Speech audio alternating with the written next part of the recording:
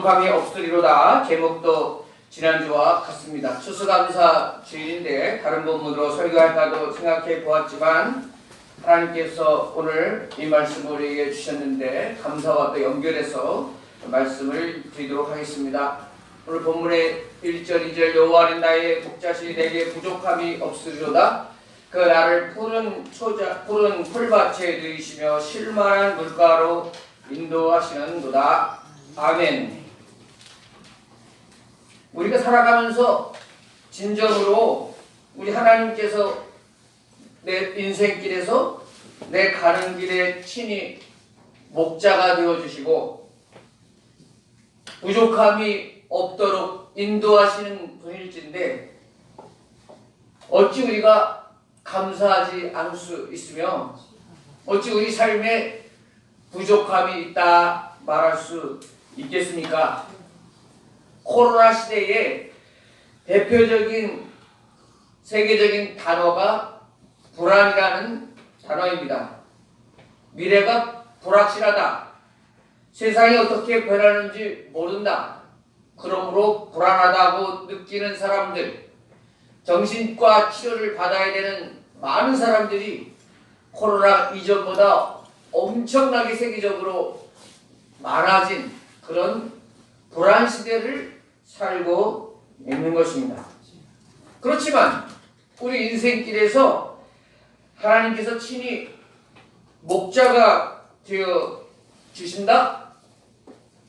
이 믿음뿐만이 아니라 정말 말씀대로 하나님께서는 우리 삶 가운데 친히 목자가 되어 주시기를 원하시고 또 믿고 따르는 자들에게 하나님은 선한 목자가 되시는 줄로 믿으시기를 바랍니다. 아멘. 지난주에도 말씀드렸듯이 이스라엘은 원래 아열대 기후인데요. 그 건기가 있다고 말씀드렸습니다. 5월달에서 9월달, 5월에서 9월 약 5달 동안에는 건기로서 비가 오지 않아서 그 시기에는 웬만한 풀들이 다 말라 죽어가고 또 물 웅덩이가 마르는 그런 상황이 되는 것입니다. 그런데 선한 목자 대신 하나님께서 우리를 인도하실 때에는 그 건기에도 양떼들을 물이 풍부한 곳으로 알고 이끄시며 쉴만한 물가로 걱정 없도록 목이 마르지 않도록 우리를 인도해 주시는 분이시다 하는 것입니다. 예레미야 17장 7절 8절에 보면 이런 말씀이 나옵니다. 그러므로 그 여호와를 의지하며 여호와를 의뢰하는 그 사람은 복을 받을 것이라.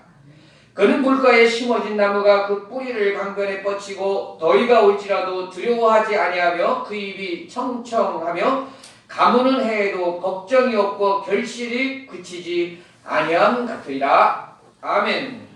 예레미야 선지자가 말하는 것은 하나님께서 생수를 공급하시는 근원이 되시고 우리들은 그 물가에 심겨진 나무와도 같다.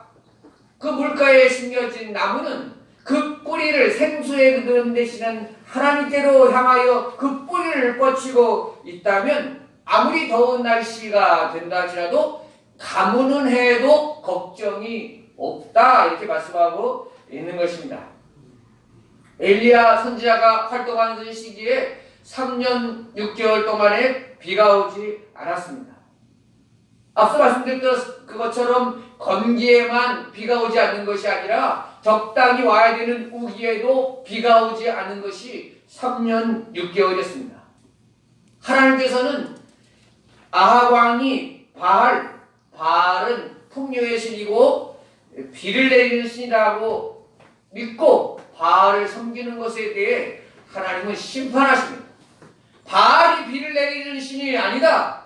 비 또한 하나님께서 내리신다. 이것을 확실하게 보여주시기 위해서 3년 6개월 동안 비가 오지 않는 것입니다. 그때에는 온 땅에 모든 식물들이 동물들이 다 죽음을 당하는 그런 시기입니다. 하나님의 심판이 있는 시기입니다. 그런 해가 오늘 예레미야가 말했던 바로 가무는 해, 가뭄이 있는 해라는 뜻입니다. 그런데 그런 가뭄의 때에도 여호와를 의지하고 여호와를 의뢰하는 그 사람에게는 소망이 있다는 것입니다. 말라 죽지 않는다는 것입니다. 가뭄을 해도 걱정이 없고 결실이 그치지 아니하리라고 말씀하고 있습니다. 생수의 근원 되신 하나님은 결코 마르지 않습니다. 모자람이 없습니다. 이를 믿으시기를 축복합니다. 예레미야 2장 13절 내 백성이 두 가지 악을 행하였나니 곧 그들이 생수에 근원되는 나를 버린 것과 스스로 웅덩이를 판 것인데 그것은 그 물을 가두지 못할 터진 웅덩이 되리라. 아멘. 생수에 근원되는 나를 버린 것과 생수의 근원은 하나님이십니다. 참된 생수는 하나님께로부터 나오는 것입니다. 그리고 우리 주 예수 그리스도가 생수의 근원이십니다. 요한복음 7장 37절 38절에 보면 예수께서 서서 외쳐 이르시되 누구든지 목마르거든 내게로 와서 마시라. 나를 믿는 자는 그 배에서 생수의 강이 흘러나오리라. 우리의 정말 갈급함, 영적인 갈급함, 육체적인 갈급함, 생활의 갈급함 모든 것이 참된 해결해가는 바로 생수 대신 하나님, 생수의 근원 되신 하나님, 또한 그 배에서 생수의 강이 흘러나오시는 우리 예수님께로부터 나옴을 믿으시기를 축복합니다. 그런데 예레미야가 말했던 것이 생수의 근원되는 나를 버린 것, 참된 생수의 근원 되신 하나님을 버리고 사는 것이 가장 큰 악이라는 것입니다. 우리는 하나님을 섬기고 그 뿌리를 생수의 근원 되신 하나님께 잇대어서 붙여서 거기에서 하나님으로부터 오는 물과 양분, 힘을 공급받아 살아가야 될 인생이 하나님을 잃어버리고 하나님과 단절되고 살아가는 것이 가장 큰 악이라는 것입니다. 그리고 예레미야는 말합니다. 또 생수에 근원되는 나를 버린 것과 스스로 웅덩이를 판 것인데 그것은 물을 가두지 못할 터진 웅덩이니라 그랬어요. 아니 생수가 가득 담겨있는 하나님의 그 생수의 근원에 우리 뿌리를 잇대면 우리는 사는데 사람들은 스스로 웅덩이를 판다는 거예요. 스스로 웅덩이를 판다는 거예요. 그런데 사람들이 각자 판 웅덩이는 터져버린 웅덩이라는 거예요. 물을 담지 못한다는 거예요. 아무것도 남지 않는다는 거예요. 사람들은 하나님을 인정하지 않고 하나님을 믿지 않고 스스로 열심히 웅덩이를 파요. 내가 그것에 재물을 담으려고 그것에 내 모든 것 보화를 담으려고 스스로 웅덩이를 파는데 그 스스로 판 웅덩이는 아무것도 가두지 못해. 터져버리는 웅덩이예요. 물을 담아도 다 세워버리는 웅덩이예요. 우리 안전한 보장이 되지 못해요. 그런데 어리석은 인생들은 스스로 웅덩이를 파고 있다 이렇게 말씀하고 있는 것입니다. 여러분 우리가 터진 웅덩이 파고 있는 인생이 되어서는 안 됩니다. 우리의 목숨도 생명도 우리의 사업도 직장도 우리의 건강도 다 근원은 하나님께로부터 옴을 예수 그리스도께로부터 옴을 믿어야 하는 것입니다. 그러나 그 뿌리를 근원 되신 하나님께 잇대어 사는 인생은 3년 6개월의 가뭄 속에서도 어떤 상황 속에서도 결실하는 삶이 되는 것입니다. 이를 믿어야 하는 것입니다. 우리는 지금 역사상 한 번도 겪어보지 못한 코로나 시대를 살아갑니다. 코로나 시대는 지금 세상을 많이 변화시켰고 또 앞으로도 얼마나 더 변화시키는 사회가 될지 모릅니다.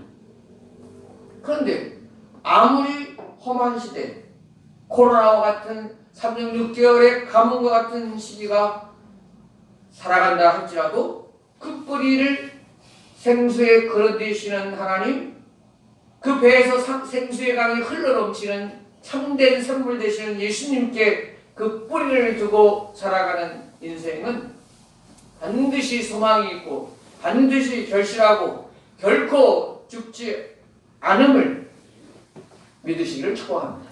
아멘.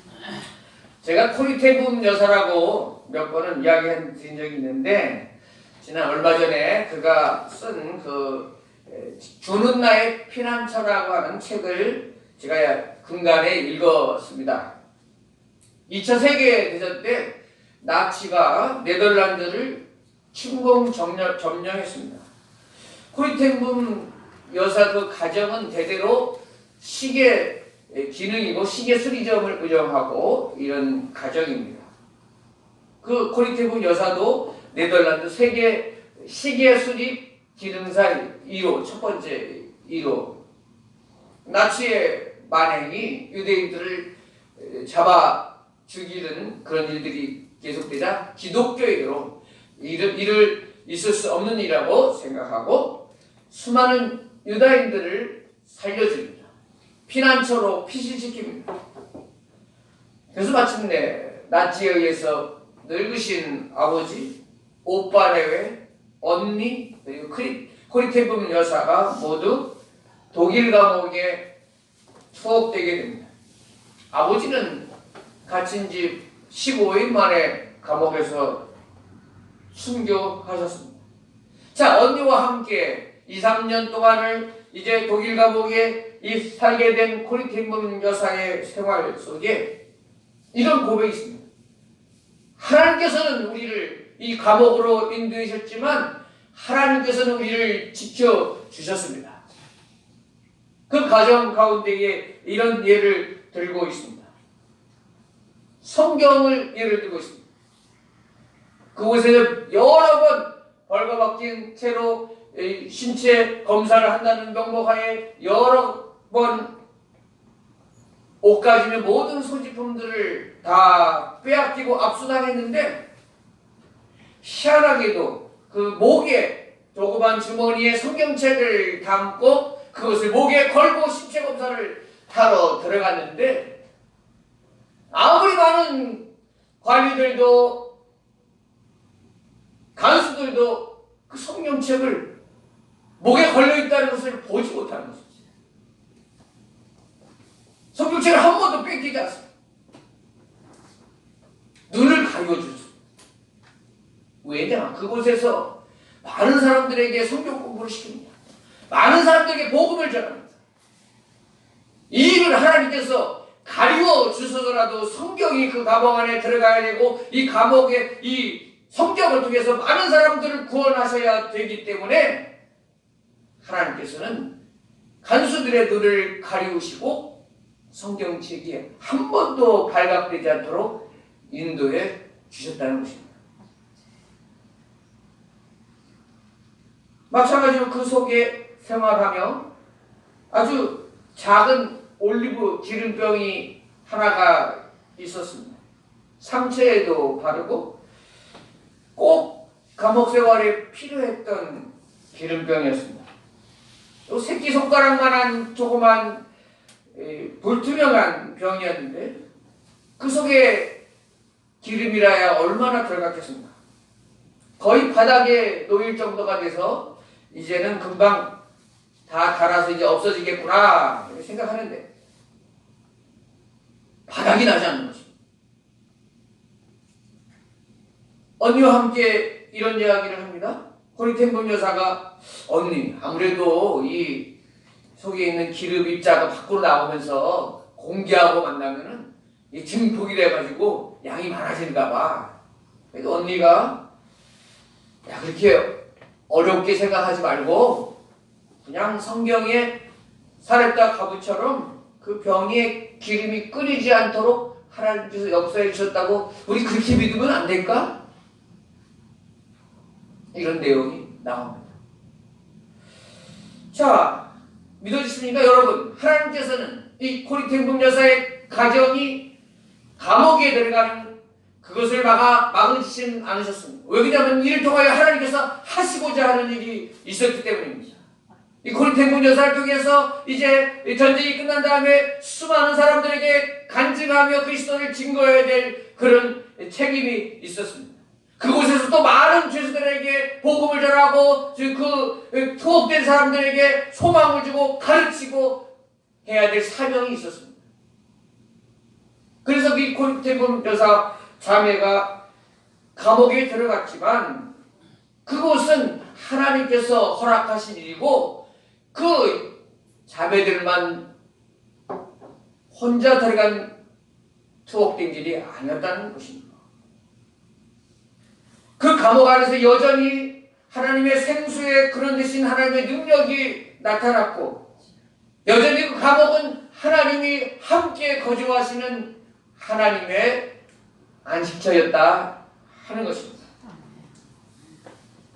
비록 우리는 어려운 시간 코로나19와 같은 부족한 가운데 살고 있지만 우리는 여전히 하나님의 능력의 오른손에 붙들려 살고 있음을 믿으시기 바랍니다.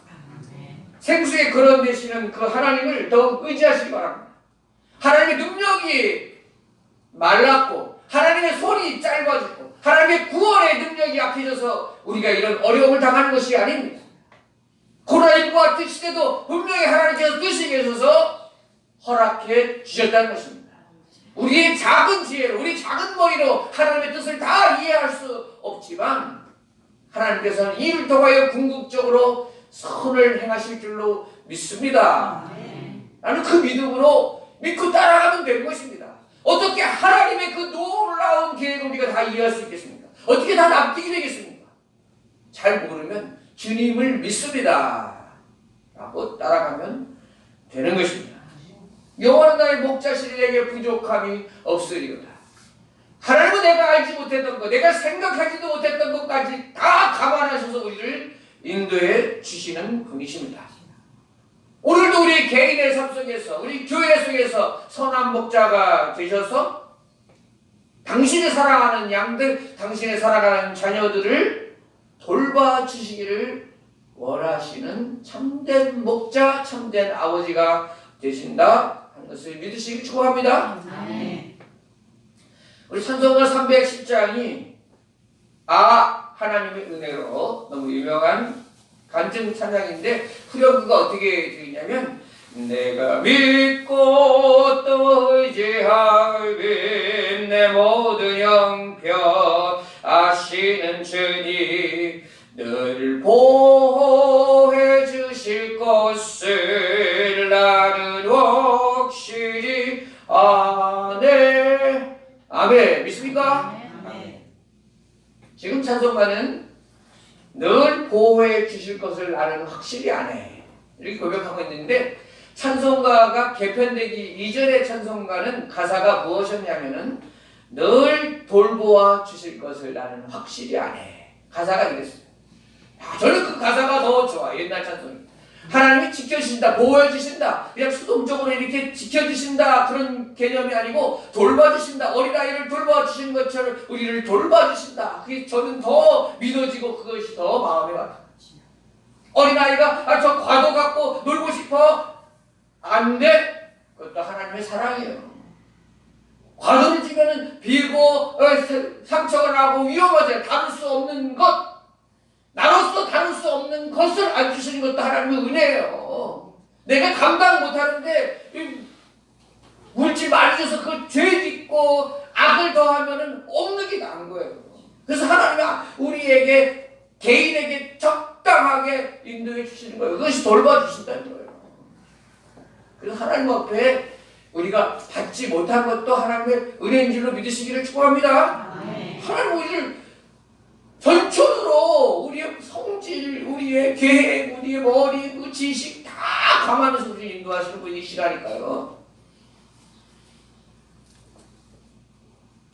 그래서 하나님 우리 앞날을 인도하실 때 우리 원망하지 맙시다. 이해가 가지 않더라도 골병하지 맙시다. 섭섭해하지 맙시다. 하나님의 능력을 믿으시다. 하나님의 돌보아주심을 믿으시다. 아멘. 제 개인적인 하나 이야기할게.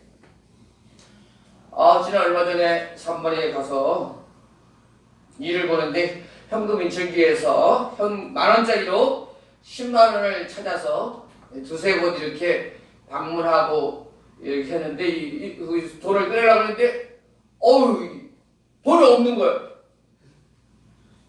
제가 이렇게 생각해보니까 2, 3만 원 써가지고 한 7만 원 남아있어야 되는데 그 7만 원이 없어요. 1만 원짜리가.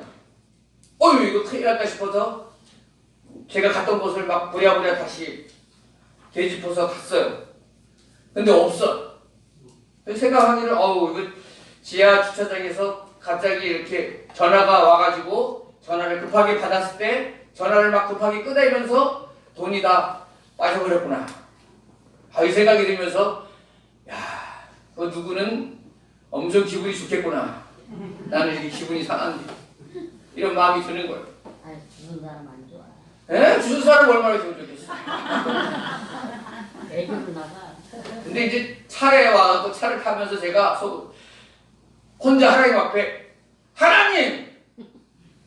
한두 장도 아니고 7장인데 이게 우르르 떠질 때 하나님 좀 가르쳐 주시지. 그 소리라도 좀 듣게 하시지.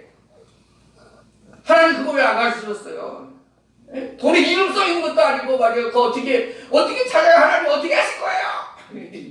혼자 이제 석이 상해가지고, 제가 원래 그렇게 조그만 것에 잘 삐진다.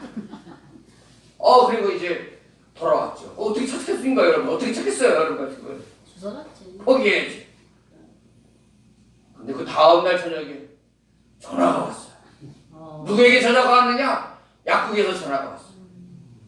약국에서 이렇게 제 CCTV를 다 뒤져봐가지고 돌 떨어지는 그 장면이 제 찍혀있고, 또 찍혀있는 시간대에 그 약 처방전에 그 시간대를 계산해가지고 저에 해당하는 남자 50대에 해당하는 사람의 그 전화번호를 해가지고 저한테 핸드폰으로 전화를 한 거예요. 그래갖고 이동열 씨 맞느냐고. 맞다고. 돈 떨어뜨리냐고. 맞다고. 계좌번호 불러주시라고. 할렐루야. 좋은 사람이네. 저는 차 안에서 어떻게 생각하냐면, 하나님도 이걸 어떻게 찾으시겠어요? 이거 이름도 써있는 것도 아니고 돈이라는 것이 무슨 어떻게 찾을 수 있겠어요? 철없이 하나님 앞에 투정하듯이 기도하고, 하나님 어떻게 하실 건데요? 라고 했는데, 하나님은 능치 못한 일이 없습니다. 우리가 저도 길이 없다고 생각할 때도 하나님께서는 그 길을 만들어 내시는 분이십니다. 지난주에 말씀드렸듯이 사막에도 강을 내신다. 광야에도 길을 내신다. 이사야 말씀 그렇게 말씀하고 있습니다. 여러분 믿으시기 바랍니다. 우리가 할 수 없는 거 하나님 하십니다. 우리가 생각지도 못했던 것 하나님이 이루시는 분이십니다.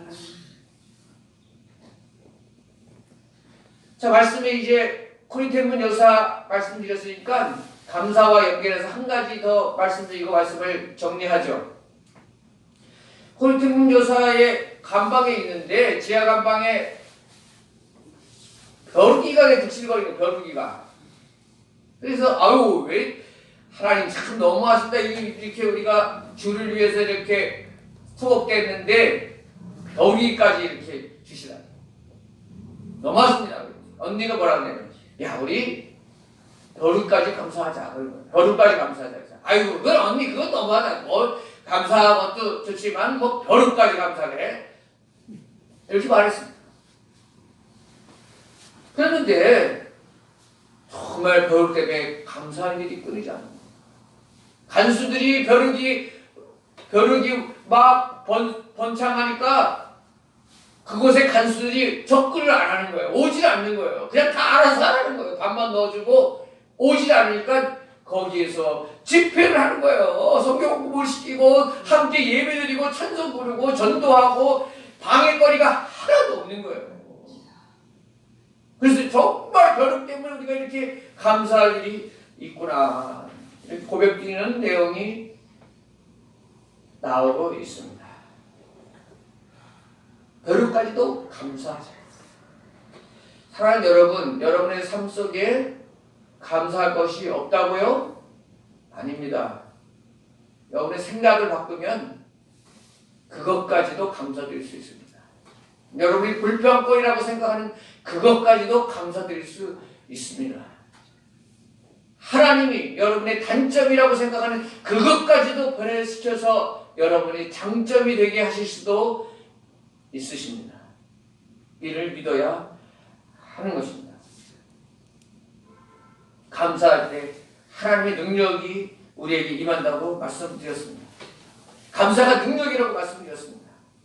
이 험한 세상에 우리가 하나님 앞에 감사와 찬송할 때 그것이 하나님의 능력이 우리에게 임하는 통로가 된다고 말씀드렸습니다. 추수감사절을 맞이해서 여러분의 처한 위치 속에서 감사하십시오. 새로운 길을 열어주실 것입니다. 아멘. 나는 행복한 사람입니다 라는 시를 말씀드리고 마칩니다. 누군가는 지금 그렇게 기도를 합니다. 걸을 수만 있다면 더 큰 복은 바라지 않겠습니다. 누군가는 지금 그렇게 기도를 합니다. 설 수만 있다면 더 큰 복은 바라지 않겠습니다. 누군가는 그렇게 들을 수만 있다면, 말할 수만 있다면, 볼 수만 있다면 그렇게 기도를 합니다. 누군가가 간절히 기다리는 기적이 내게는 날마다 일어나고 있었습니다. 놀랍게도 누군가의 간절한 소원을 나는 다 이루며 살았습니다. 부자가 되지는 못해도, 뛰어난 외모는 아니어도, 지혜롭지 못해도 내 삶에 날마다 감사하겠습니다. 날마다 누군가의 소원을 이루고 날마다 기적이 일어나는 나의 하루를, 나의 삶을 사랑하겠습니다. 사랑합니다. 내 삶, 내 인생 어떻게 해야 행복하는지 고민하지 않겠습니다. 내가 얼마나 행복한 사람인지 날마다 깨닫겠습니다. 나의 하루는 기적입니다. 나는 행복한 사람입니다. 이것이 나는 행복한 사람입니다 라고 하는 시입니다. 우리는 감사할 수 있고 또 감사해야 합니다. 우리 오늘 혼자 또 외로이 살아갈 인생이 아닙니다. 오늘도 선한 목자로 우리를 돌보시고 부족함이 없도록 지켜보호하시는 하나님의 선한 손길이 우리와 함께하고 있습니다. 우리는 여전히 힘들어도 하나님의 눈동자 속에, 하나님의 사랑의 손길 속에 살아감을 믿으시기를 축복합니다. 우리의 뿌리를 생수에 걸어내시는 하나님께 뻗치고 살아가십시다. 결코 물을 담지 못할 터진 웅덩이를 스스로 파고 있는 어리석음을 범하지 맙시다. 주님의 인도하심에 만족합시다.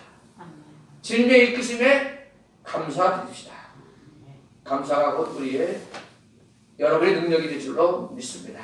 아멘. 기도하겠습니다. 하나님 아버지,